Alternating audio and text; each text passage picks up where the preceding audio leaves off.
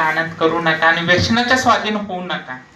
आजची तरुण वर्ग, तरुण पिढी, आमच्या त्र्यंबक रोडला असे बरेचसे लोक आहेत आणि बरेचसे आम्ही पाहतो पण की कॉलेज स्टुडंट झाले किंवा जे वयात आलेले मुलं मुली आहेत, पूर्ण हवेला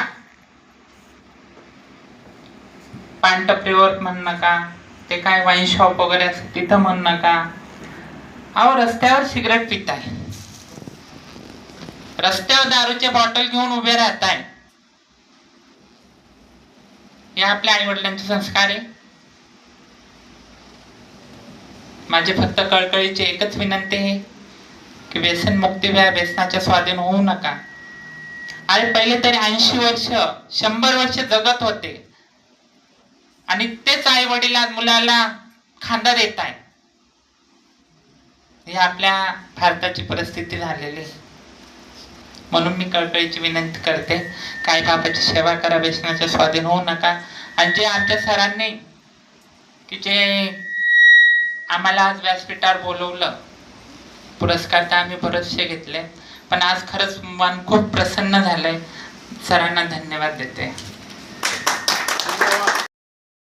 नमस्कार, आपल्या चॅनलमध्ये हार्दिक स्वागत. माई, आपल्याला जो हा पुरस्कार मिळाला, या पुरस्कारासंदर्भात काय सांगू इच्छिता? जय श्री महाकाल, ओम नमो नारायण.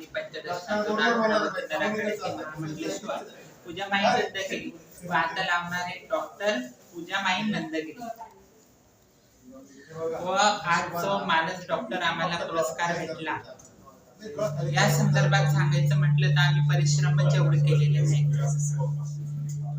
की वयाच्या 9व्या वर्षापासून आम्ही परिश्रमाला सुरुवात केली, तेव्हा आज जाऊन आम्हाला कुठंतरी वाटतंय की आम्ही काहीतरी केलंय आणि ते परिश्रमाचं आम्हाला काहीतरी फळ भेटलंय.